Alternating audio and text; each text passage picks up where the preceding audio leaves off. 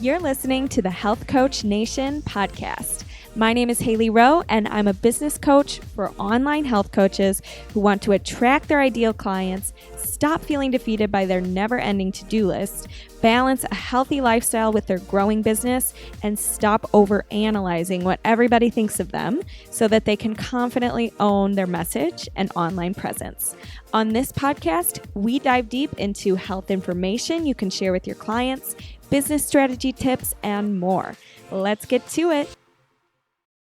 Super excited about today's episode, and I want to let you know that you can win a copy of my 2020 sales tracker, normally available only for clients.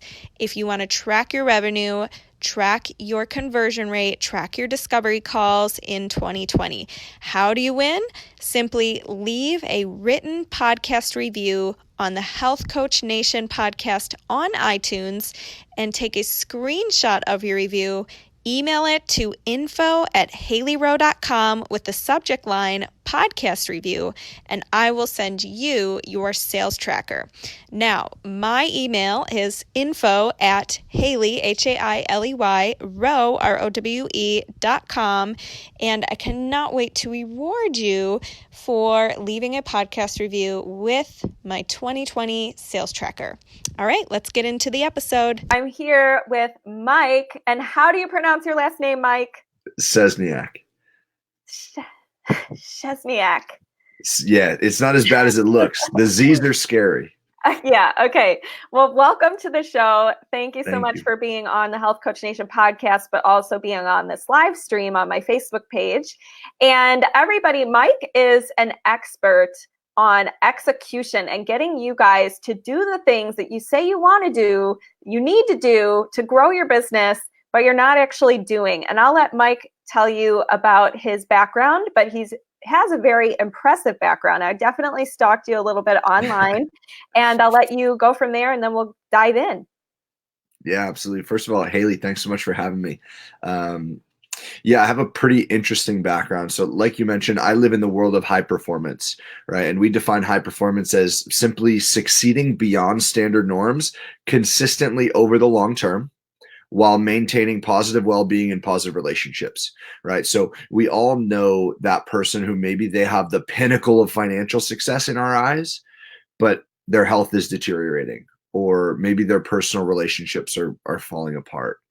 High performance is creating that well-oiled machine such that we reach that reality, whatever that success is for us, but we do so while everything is flourishing. So I wasn't always in that space, though. I actually I spent about 5 years after college in the software engineering space, and I'm happy to dive into any of my journey that is valuable for your folks. But my whole college search was based on where I could play soccer.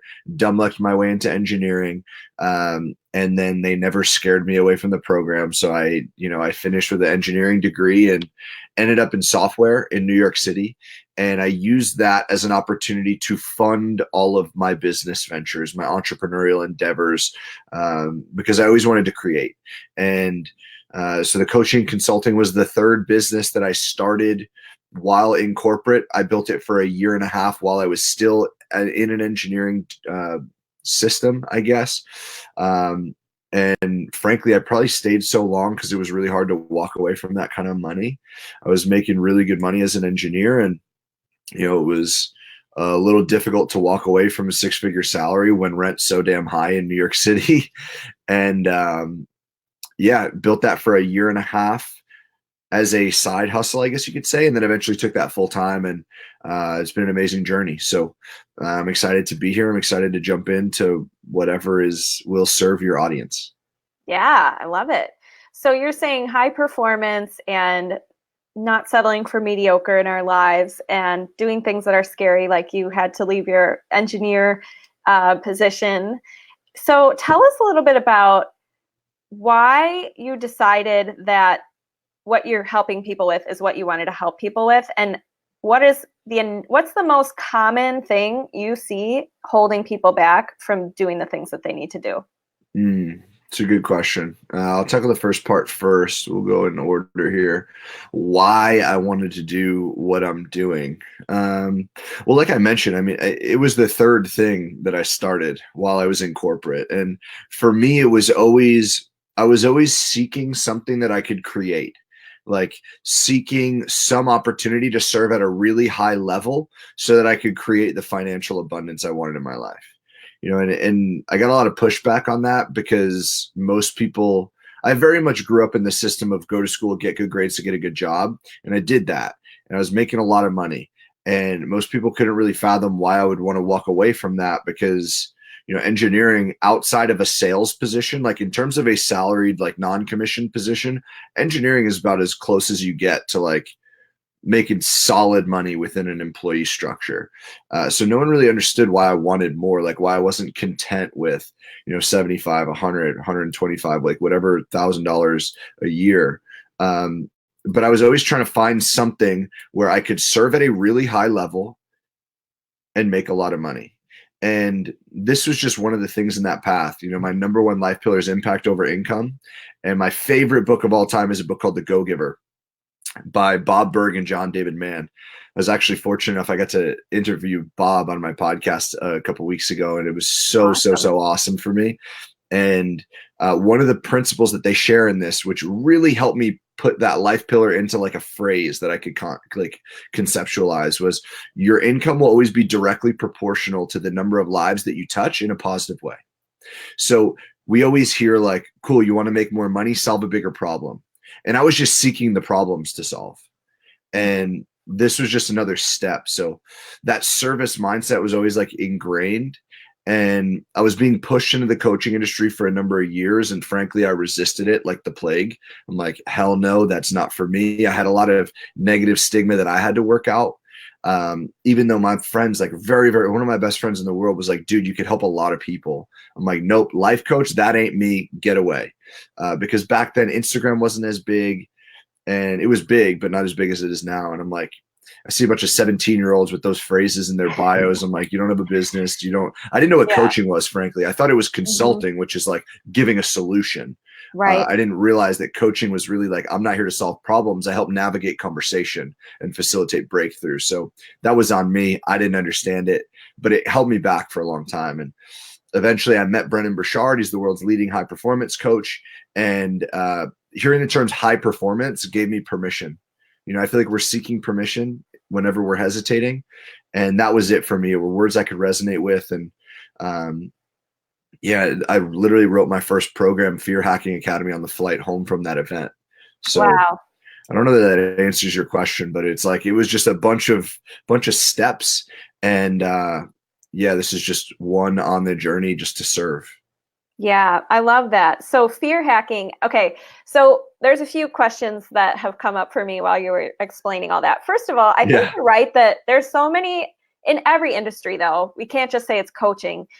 There's negative stigma, or there's people who mess it up for everybody else, or there is a 17-year-old with an Instagram bio that says they're a coach for, whatever. And so it happens. Mm-hmm. And I think one of the key things for you that allowed you to step into the space of I'm going to leave my job, et cetera, you had to let go of feeling like you had to prove yourself to your family and friends, probably feeling like you had to, well, not necessarily prove yourself, but like, let go of that they have standards for how someone should live their life and that they should get a good job and get good grades, et cetera. Yeah. And you had to break the boundaries a little bit and go outside of that and not really let what they thought keep you from doing that. So can you tell our listeners how, when you are making a decision like to go to Brendon Burchard's event where it's really expensive, or to leave your engineering job, et cetera, how do you do that when there's a lot of fear involved or it's scary? How have you been able to get yourself to do those things? Yeah. So specifically, do you mean fear around the pushback from family? Yeah, I'm talking about how do you make these scary decisions when maybe you don't have support, when maybe it's really expensive, when, all these limiting blocks are in the way? Well, I think I built up to it. I started really, really small. and they were little things. And frankly, I just didn't involve people in those conversations sometimes. And eventually I built up into bigger and bigger and bigger ones. And I mean, at the end of the day, I was making the money. It was my life, and I knew what I wanted to create with it. So I didn't really concern myself with other people's opinions, and I didn't really have those conversations. Where I did start to have those conversations with them was, I think, the first time I ever was about to make a 5-figure investment in myself and my business, and I wasn't sure how I was going to pay for it. It went on credit. Before I did that, I called my dad, because my dad is self-employed. My mom's the accountant, so I was not about to ask her, because she was just going to be like, nope, stupid decision. And I had a conversation, like just like a raw, authentic conversation around why I wanted to do what I was about to do. And he gave me his advice, which coincidentally happened to be, I don't think the time is right, but you have to make your own decision. I decided the time was right, and I did it anyway. And it ended up being one of the best decisions I ever made, because as part of that investment, I went down to an event in Fiji, and that was where eventually I had all these breakthroughs that led to me realizing that I could put pen to paper and map out how I could leave my job and take the business full time, because I had a bunch of negative BS stories going on in my head. So, you can always piece it back to like what decision you made that led to it. So I'm grateful for that. So that was probably the first time I included them in that conversation. But what I will say is, when I left corporate, 6 days, I put my notice in 6 days after I got back from that trip in Fiji.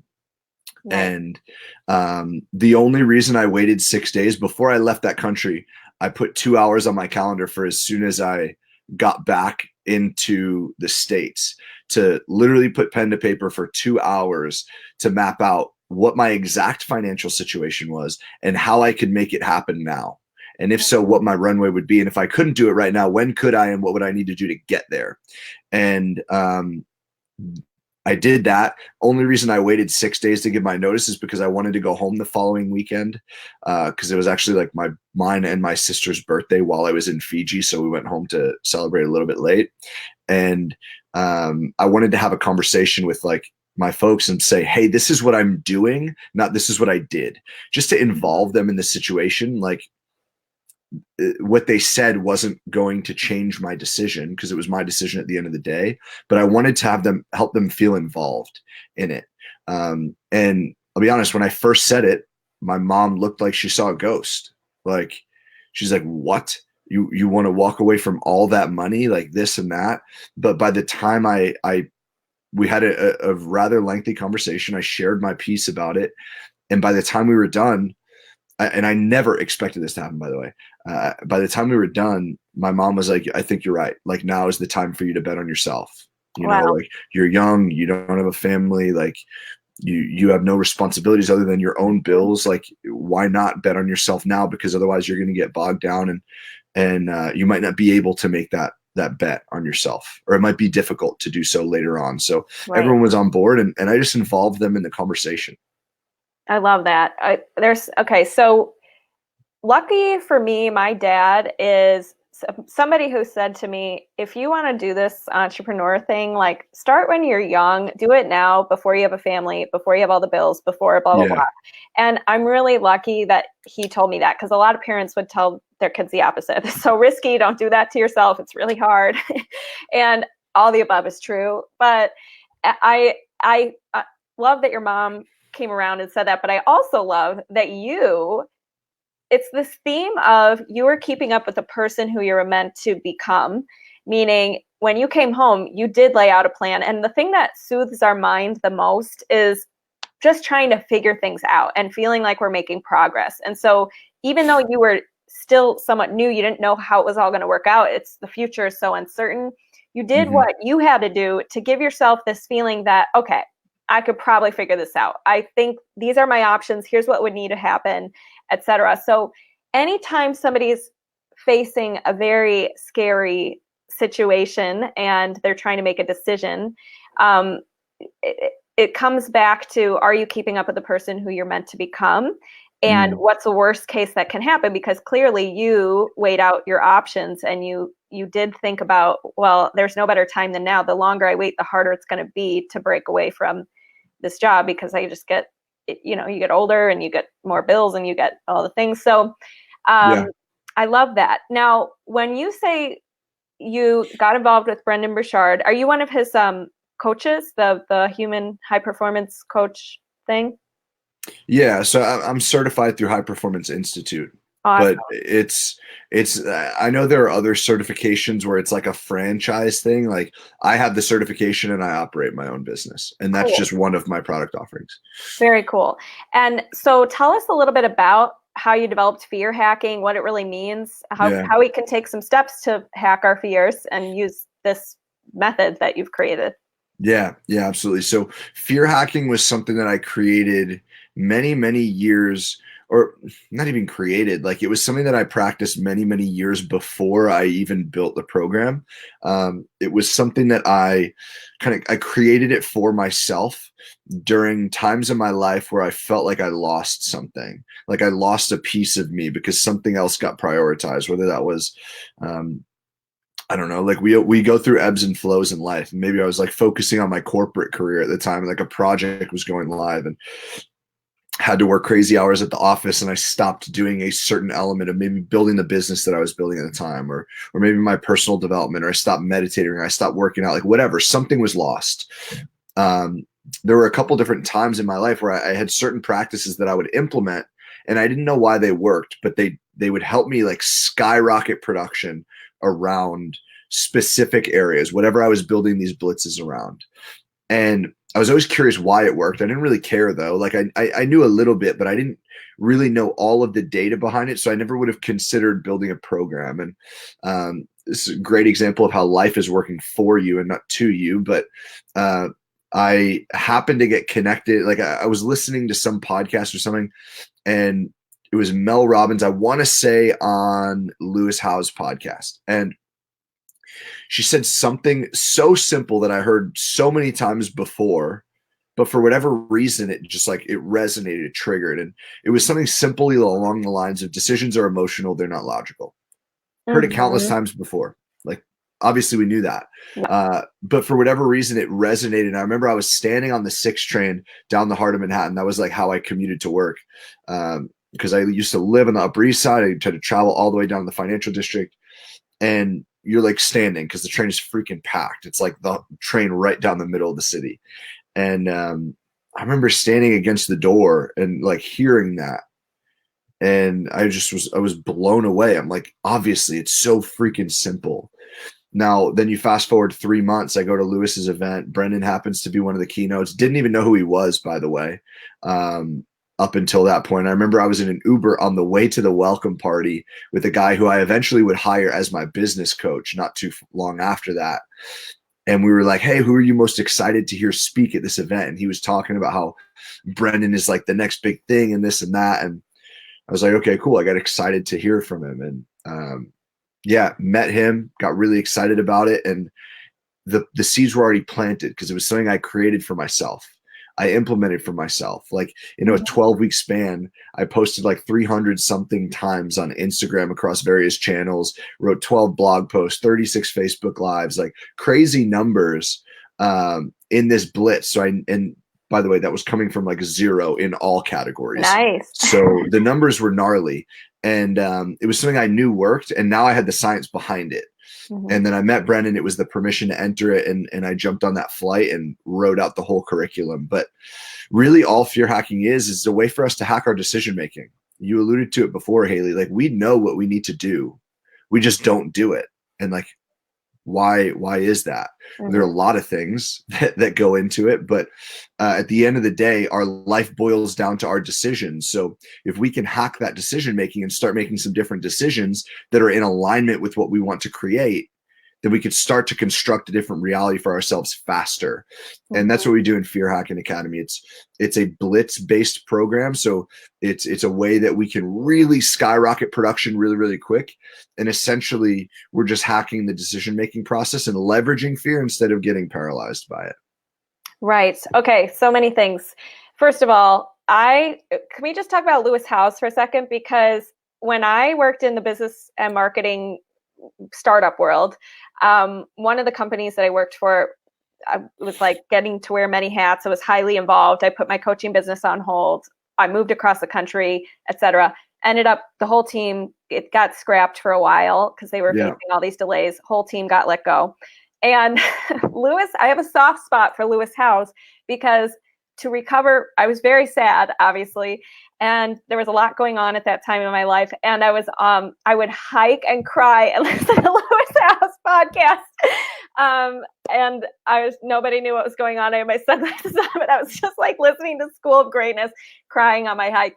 But anyways. That's awesome. So not the crying part, but the podcast part. Yeah. It was part of my healing. Healing.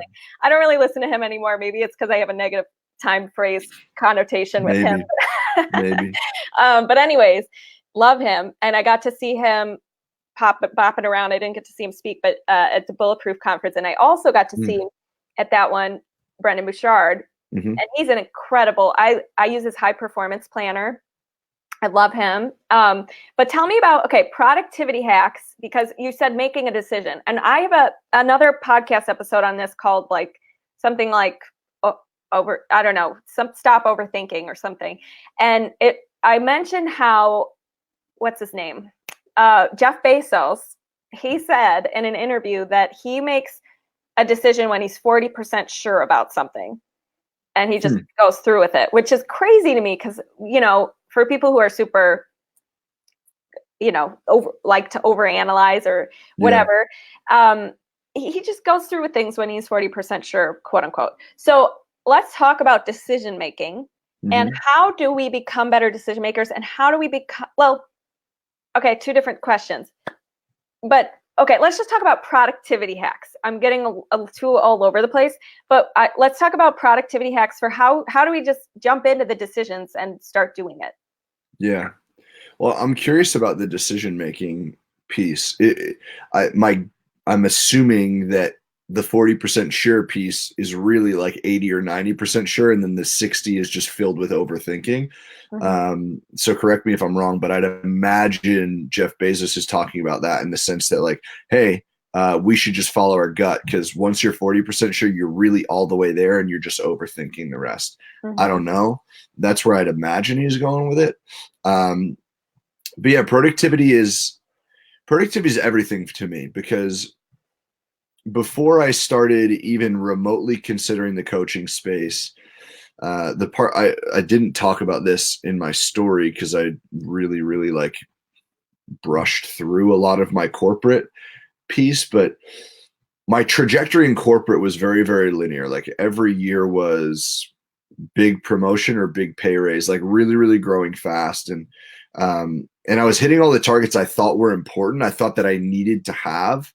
So on the outside, things looked great. I had the title, I had the salary, I had the luxury apartment before the age of 25. I was killing it in the public eye. But what people didn't realize is behind closed doors, I was completely broken. And for a very, very long time in that journey, I was struggling immensely with anxiety, debilitating panic attacks. Spent an entire year going to doctors, getting my chest x-rayed, doing the breathing test, trying to figure out why I felt like I couldn't breathe, because I had zero idea what was going on. If anyone's ever experienced this, it just feels like there's 1,000 pounds on your chest. And I thought it was literally physiological. I didn't realize that it was I didn't know what anxiety was. I had no freaking idea about any of this. And fast forward towards the end, when I really started to figure out what was going on, the engineer in me had to reverse engineer what was going on. And I'm okay, well, when am I feeling these attacks? And without a doubt, 1,000% of the time, it was because I felt guilty for not working. Every single time. So glad you said that. Yeah. And what I realized is I had no idea what productivity was. Thought it was getting things done, being busy, checking things off of a to-do list. I felt like if I wasn't working 47 hours a day, I wasn't being productive enough. And then you pair that with a very negative landscape of social media, not realizing that it was a highlight reel, thinking that I was looking at the people who seemingly had what I wanted and thought I was looking at the blueprint, and really having to find out that they were only sharing the highs and not the lows. So you pair those two together and it's a recipe for freaking disaster.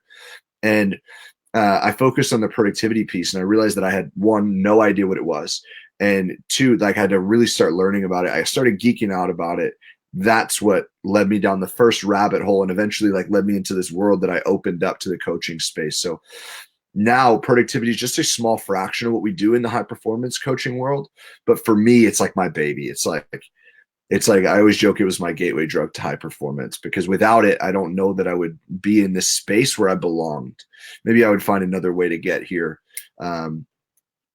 But it's such an interesting space because, and I'd imagine I struck a nerve because you were like, I'm so excited, but I feel like it's an interesting space in this entrepreneurial landscape where we have a lot of people that are preaching like grind, hustle, grind, work 37 hours a day. Like you have to, or you don't care enough. You're not working hard enough. Like I'm going to work harder than you. And I was very much that for a long time. And don't get me wrong, like I still have a sickening work ethic and I'm very proud of it, but I have kind of pulled the reins in a little bit, and I know what I want to create with my life. And it gave me a different lens to look at things through. So there are tons of productivity tips, strategies we can walk into and discuss. Whatever you think is valuable, I'm happy to jump in and share, but I'll stop ranting for a second because every time I answer, I know there's a lot that you want to jump into. No, it's all good. I agree with you though, that this idea of like there's two different brand personality types I've noticed. One of them, there's the Grant Cardone's, Gary V, hustle, work hard, you know, if you're not getting what you want. Yeah. And then there's this anti-hustle group where they're like, you know, just it's all intuitive and all that stuff. And I like to think of myself as a nice middle where I am all about, I'm the same way as you. I have a work ethic for sure. And I love to work. Like I enjoy it. But at the same time, I'm also into like, well, if the intention behind the work, or if you're not energized or you're not feeling good while you're doing it and you're like killing yourself, like I am not that kind of person. It's not me. So I'm with you on that. I think we both, and I think you have to probably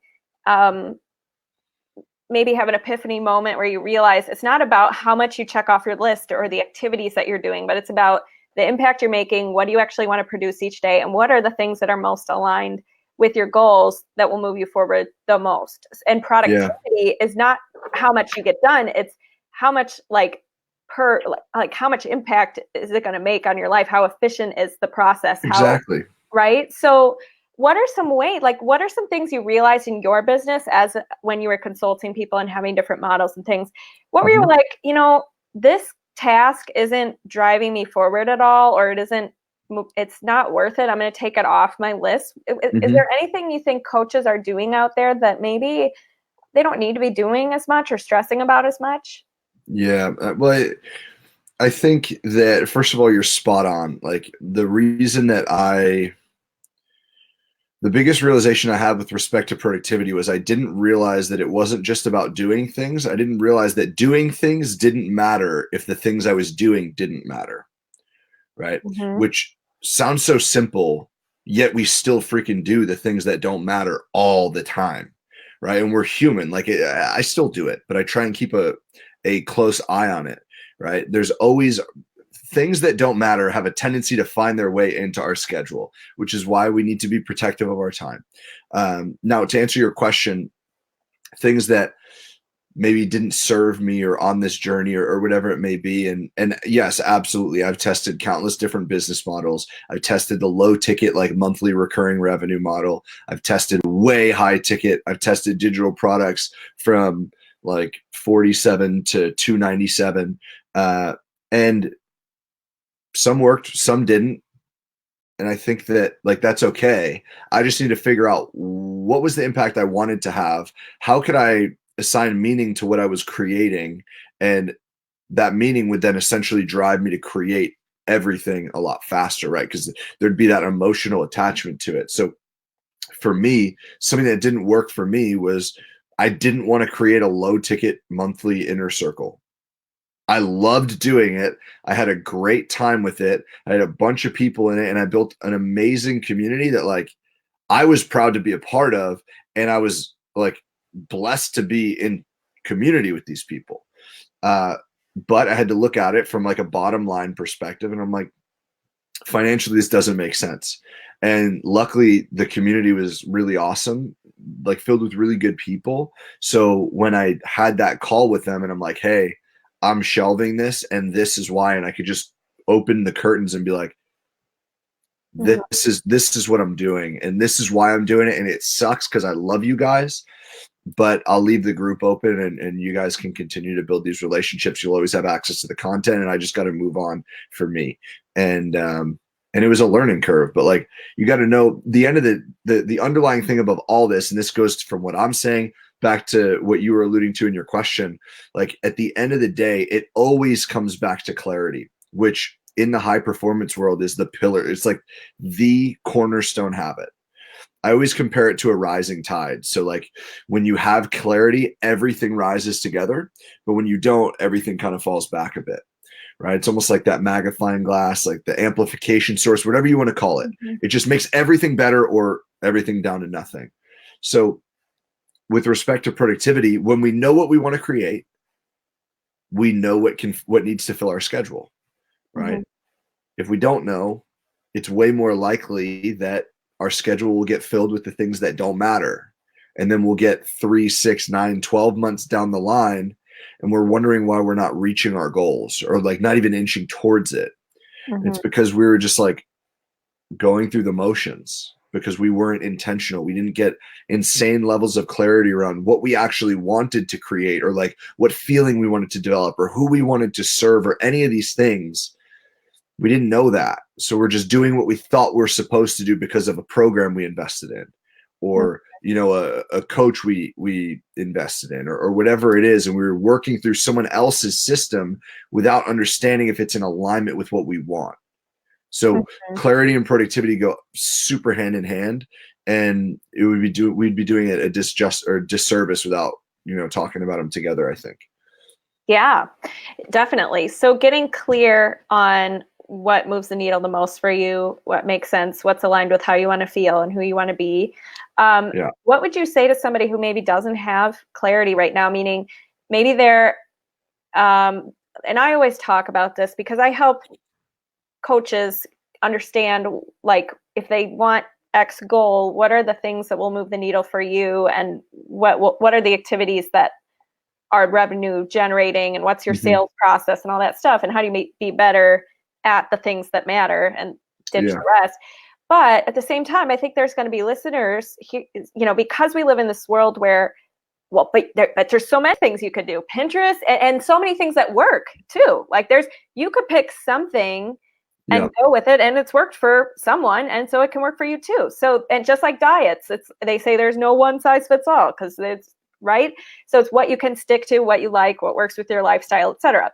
But let's say there's somebody listening and they're so overwhelmed with all the shiny objects and all the different things, and they don't know where to start with the clarity process. Are there some questions you'd want to ask them, or like journal reflection things, or what would you suggest that they do to start getting clear on something? Yeah, so I think it depends. First, it depends on what stage you're at. Like if you're trying to figure out what it is that you want to do, you got to taste, as Gary Vee says. Like you have to try a bunch of stuff, and shiny object syndrome is super relevant, but you have to commit to testing things, right? We're not going to, if I'm trying 35 different industries, I'm going to have no idea which one's lighting me up. Zero clue. So you need to actually do that. But I mean, at the end of the day, it's tough to answer that question specifically without having a specific phase that we're at. But at the end of the day, seeking clarity, all that it is just asking questions and asking better questions. If we want better answers, we need to start asking better questions. And that's all seeking clarity is, you know. And what I love about it is it's not difficult to do. High performers just do it more consistently. You know, so a good example that I always like to use is Brendan has this practice: release tension, set intention. The releasing tension piece is just a breathing exercise, literally like release tension, clear all the slate. So you're not carrying extra energy and anxiety and overwhelm or whatever from your previous time block into the next meeting or the next coaching call or whatever. You're kind of like clearing the slate. But the setting intention is the clarity building piece. So for that, and maybe this will spark some thoughts for somebody and they could pivot, or like maybe think like, how can I look at it, my situation through this lens? But some of those questions would just be like, how do I need to show up in this next time block? Like, what of my skill sets is most important in this next block of time on my calendar? How can I best be of service? That one's super versatile, right? If we know the mission that we want to serve, the people we want to serve, how can I best be of service? Like, that will point you in a direction, and then you can start to figure out what business model or what industry or how you can serve.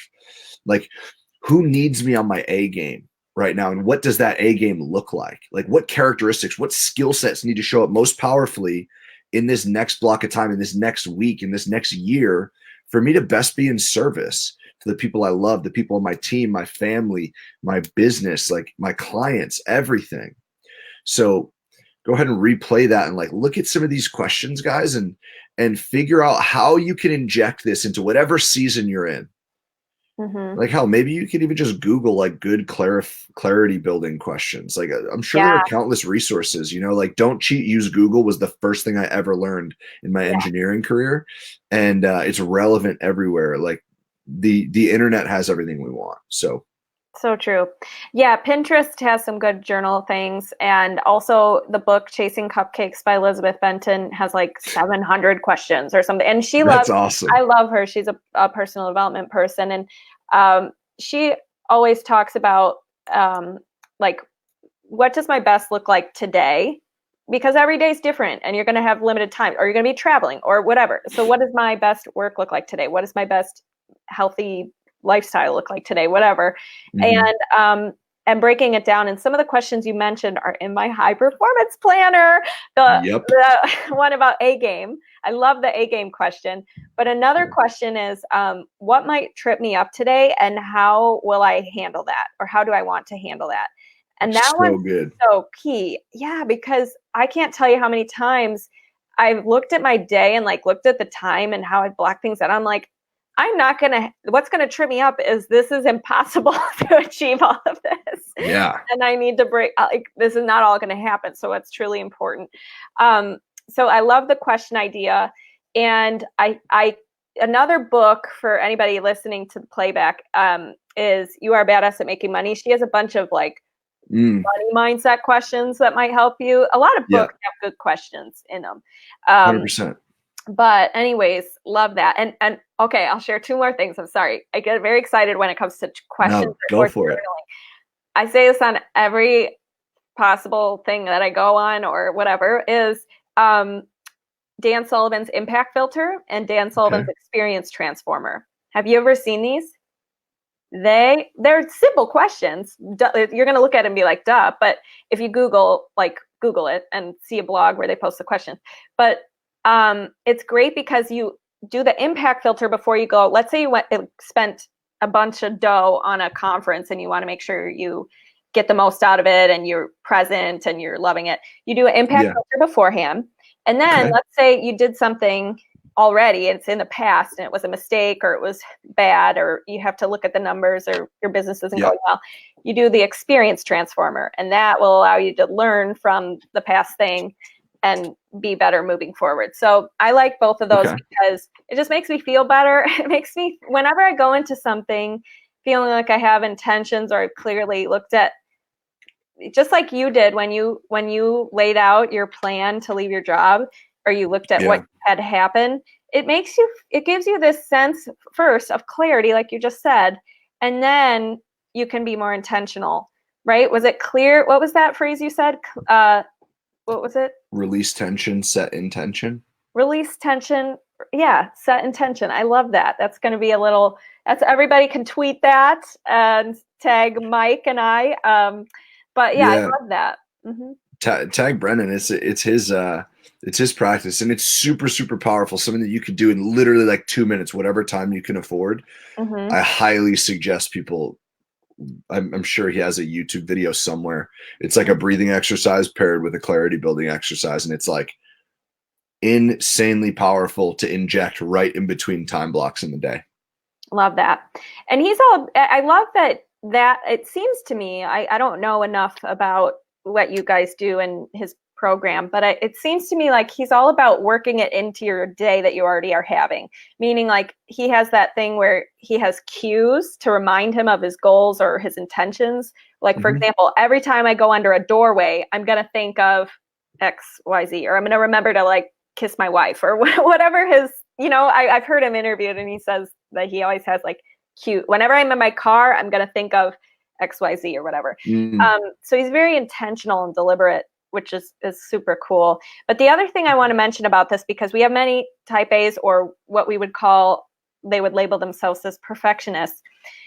Many people don't like to take the time to release tension or to release resistance or to take a walk or to take the time to slow down and look at the numbers and look at everything and evaluate, because I think it's slowing them down and it's a waste of time. And I personally have definitely struggled with this. Like sometimes I'm like for this morning, I sat down and I did not expect to do this. I had a bunch of things moved around today.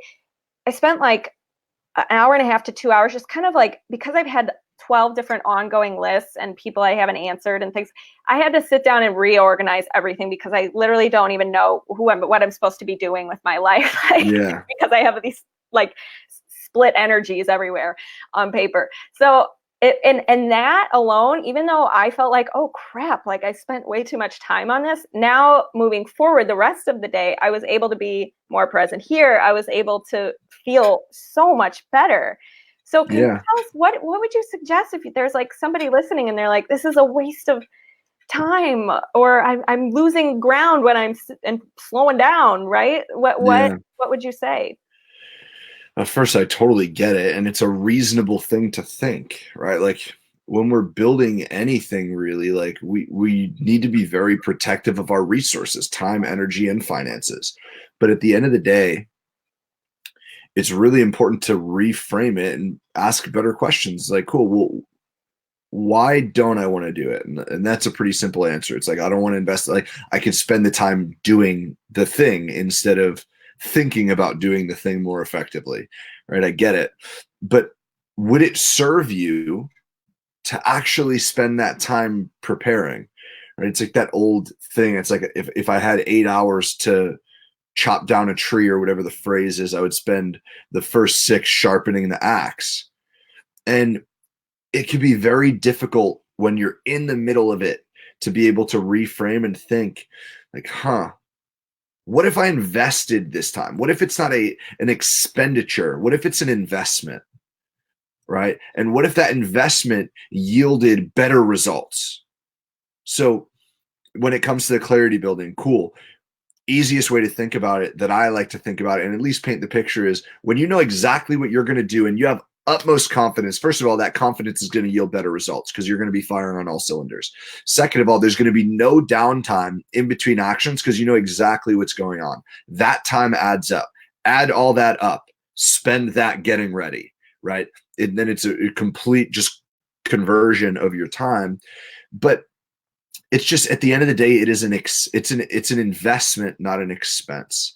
And we need to just reframe that. And it might be, there might be a lot of resistance to that at first, but it's something that I think we've all had to learn the hard way at some point. So hopefully people will listen to this and just trust us on this, Haley, and they'll do it now without having to learn, and they can hack our learning curve and bring it to life. So investment, not an expense. I love that. That's a different mindset perspective that many people that, I look back and I'm like, oh, I spent so much time on that. But everything has a lesson and everything is more practice if you choose to see it that way. And just last week, I was interviewing Brad Hart, who helps people start masterminds. And he was saying something like, everything you want is just an ask, a solution, a person, a way. And you just have to figure out what's that next step or what's that next logical thing. So I think, and sometimes it takes time to figure that out. But then once you do, for sure, you're taking a big jump versus stumbling and then detouring and getting distracted and all the things. So good stuff. I like it. So Mike, what else would you say to new business owners who are freaking out right now, meaning freaking out because either they're not hitting their goals, they don't have a clear plan, they can't afford to invest anything except for maybe a little bit of time. And here's that's a big thing, because we have to pick about that. time, money, energy, right? That we have to put stuff into our business. And sometimes it's hard when you have multiple projects.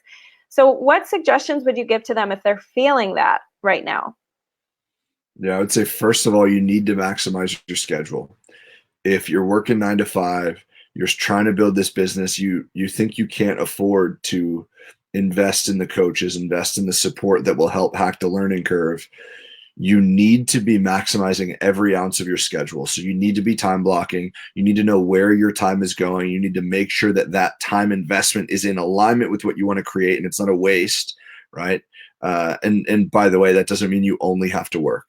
You just need to make sure that you're living in accordance with your values and whatever your view of that is.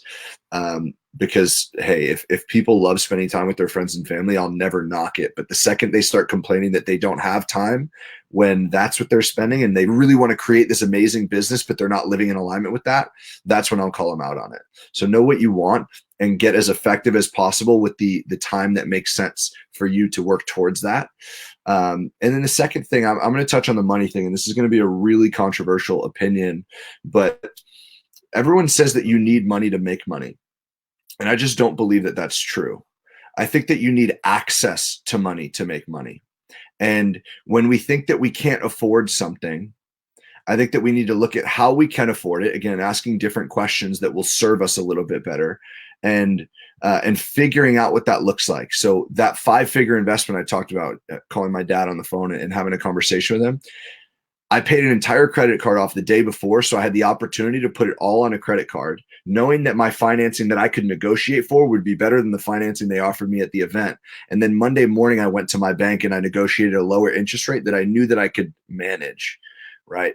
So every investment that I've ever made up until this day has always gone on credit, and I've creatively found a way to get it to 0% interest or low interest rates. And there are plenty of opportunities to do that. I've personally leveraged credit to do it. So when we think we can't afford it, we might not have 10 grand in the bank that we could just dish out for a program, but you may be able to apply for that credit card. And by the way, don't use it on like consumer goods and like get a bunch of bad debt. There's a big difference between good debt and bad debt. But if we're going to invest in something that's going to pay us back, right? Mentorship, masterminds, getting around the people that have what we want, learning the skill sets that we need to develop to get where we want to go. That is what I would consider good debt. And I know a lot of people would agree with that. And that's what I would say is you need to just look at how can you access the capital. Maybe it's applying for a credit card. And getting that intro 0% APR so you can invest in the mastermind or the coaching or whatever it is, and know that you don't have to pay interest for 12 to 18 months, and then work your ass off to build that revenue up so that you could pay that off before you get, killed with interest, and you could do that effectively. So that was true for me in my story. I know that's been true for a lot of people that I've worked with and a lot of my friends and colleagues that I've helped through certain situations. So that's my take on it. You got to be really, really, really protective of your time in the early stages. And then you got to stop asking, oh, well, man, that's not like, I can't afford that. Instead, start asking, how can I afford it? And look at it that way, because that changed the game for me. And by the way, don't just do that to invest in anything. Like, you got to have your own filters and make sure that it will actually get you where you want to go. Like, the person has what you want, or they can teach you what you need to learn to get where you want to go. But yeah, I don't know, rant over. No, I love that. And I think it's so true that so many people are just hiding behind their excuses and don't get me wrong. Some people have very challenging circumstances. For sure. I mean, there's no doubt about that ever. But what I think happens is sometimes they just let that continue to delay them from taking any action or taking a step to try to figure it out. And it's a shield. What you're saying, yes, what you're saying is everything's figure outable if you're really willing to put in the work, find the right people, all of that. So Yeah, very good. And I love that you decipher, you said the difference between good debt and bad debt. Yeah. Because two, people will say, I can't afford something, and yet they're spending money on alcohol and, Jordans. shoes. Yeah, shoes. Yeah, exactly. So, It's priorities at the end of the day. priorities. And same thing with our time. Mhm. So you said you have to be super conscious with your time and that you have to time block. So tell us where you, as is somebody running a program, Mhm. and like many coaches, what is the best use of your time? What usually goes into your schedule, and that would be maybe valuable for our coaches to hear and understand? Yeah. So I think it really, I hate answering questions with it depends, but it does depend. So like, right, it depends on the season that you're in, I'll say. There are a couple staples that are like ubiquitous, no matter what season I'm in. And those are like my personal growth type things. So fitness, right now it's meditation. Honestly, full transparency, that's been super volatile for me over the last like 3 to 5 years. But I'm on theoretically it should be day 105, but I fell asleep at 7 p.m. one night and meditated at 12:15 when I woke up in the morning, and Muse didn't give me that day. So technically I'm on day 5 in Muse, even though I'm technically meditated twice that next day. So that sucks, but like a loss is a loss. So I'm on day 5 now. Before that, it was 97 or 98. So there's a bit of consistency coming back. So that one's huge for me right now. My personal development, whether that's reading, podcasts, like whatever, that's all big. So those are like my personal growth staples that will always be in there in some capacity, whatever I can afford time wise at that point. Then it really depends on what business model. Again, I told you I've tested a bunch, and I found what works for me, but it depends. Like, am I in a launch phase? Am I in a deliverable phase? Like, what am I doing right now? My podcast is the biggest priority. So a lot of my time, like this entire week, is spent interviewing on other shows, right? And growing that audience, because I know what we're building is really, really amazing. And I'm really excited about it. So that's a lot of my time right now, outside of my calls with my clients. So that's really it. And Yeah. it depends on the deliverables of your programs as well. Like I have my like really high ticket stuff where I'm working with people one-on-one, where we have like a call a week, and that's just devote one-on-one devoted time on Zoom. I have other programs that are a bit lower ticket that are like less, little bit lower touch points. So like there'll be Voxer communication. It's like right before we got on here, I had a couple minutes in between meetings. I'm like, cool, let me hop in my Voxer inbox and answer some folks. And I'll probably do that later today as well. So it depends on your deliverables, but I think as long as you're time blocking in whatever flavor that works well for you, right? There's countless different strategies around time blocking, but whatever works well for you, as long as you have a really tight grip on where your time is being spent and you can look at it and confidently say, this is where I need to be spending it because I want to get to Z, right? So I need to be doing X and Y, and this is why this deserves my time, then you'll be in a good position. So that's what I would say about that. Yeah, it's about what season you're in. I like how you said that. Are you in a launch? Are you in just serving your clients? Are you in both? You half and half, right? So very good. I like that feedback. And I think it's okay to give yourself permission to be in different seasons in your life too, because sometimes people think I always need to be in tip-top fitness shape and also, cooking for my family and also coaching and launching my business and right. And we can't, I don't know. Do you believe we can do all? No, I don't. All? No, I think it goes hand in hand with the concept of balance, which I believe is like a fleeting concept. I don't think that balance exists. I think that it's a great ideal, but like, come on, you're going to tell me that you're going to launch a massive business and at the same time you're going to devote the same exact time to your family life? And then, oh, by the way, when you're on vacation with your family, you're going to devote the same hours to your business. Like, right. It's just not, it's not a thing. I don't believe that. And I think that the second that we can become okay with that, it alleviates a lot of the pressure, right? It's like, okay, I'm going to be all in it. It's just like, be where your feet are, right? it's okay for me to go all in on my business because I know that this is creating the time where I can go all in on my family time, or I can go all in on my health time. And at the end of the day, I ran a podcast a couple years ago, a different show.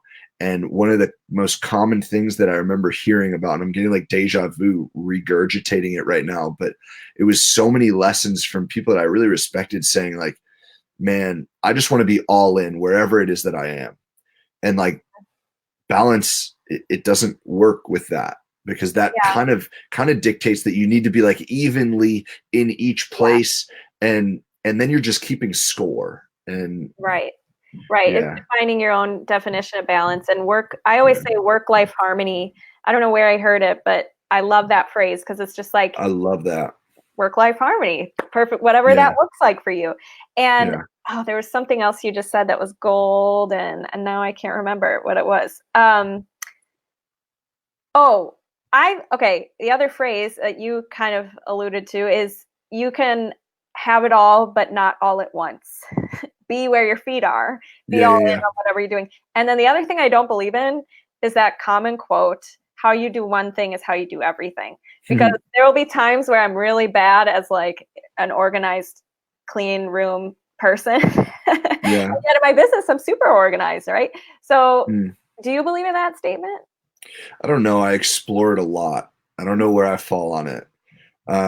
Because I want to agree with you, but I don't know if that's just me trying to rationalize for doing other things like subpar. But I totally see what you're saying. I've explored it a great deal, and I don't know where I fall on it, but I see what you're saying for sure. It could mean your principles. Like if you're just an honest person, you're honest in all areas of your life, for example. So I guess if you argue that it's about your values and like the way you see things, then you could say that quote is true in my mind, but I don't know. Anyways, good thing to leave it off on. So tell us where everybody can find you. And the best place is the podcast. It's getting the most amount of my focus right now. It's a huge passion project for 2020. So if you're listening to the podcast, wherever you're listening, you can find the Results Engine. If you're watching the live, wherever you like to listen to podcasts, it's just called the Results Engine Podcast. It's got a nice red cover. Been really, really blessed to connect and chat with some really amazing people that I've been looking up to for a very long time. A lot of the people we're looking up to on Instagram and things like that. So it's been a really cool ride. And it's a huge project in 2020. Starting in March, we're recording this in mid-January, but starting in February, we're going to be releasing solo episodes as well. So if you like the really tactical stuff, like we talked about this episode, you'll love a lot of stuff that we're coming out. Right now we're doing 2 interviews per week, and soon we'll add that 3rd upload for the tactical like solo episode.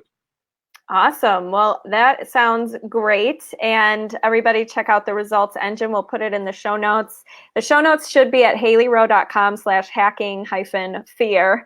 That's my guess right now. Awesome. And we'll go from there. Thank you so much, Mike. Haley, thanks for having me. This was fun. All right. Thank you so much for listening to today's episode. Be sure to get your free gift over at haleyrowe.com by joining my email list. And remember, you can always connect with me and other health coaches in the Health Coach Nation free Facebook group, where I post trainings and videos on how to take your health coaching business to the next level. Can't wait to connect with you. Have an awesome day.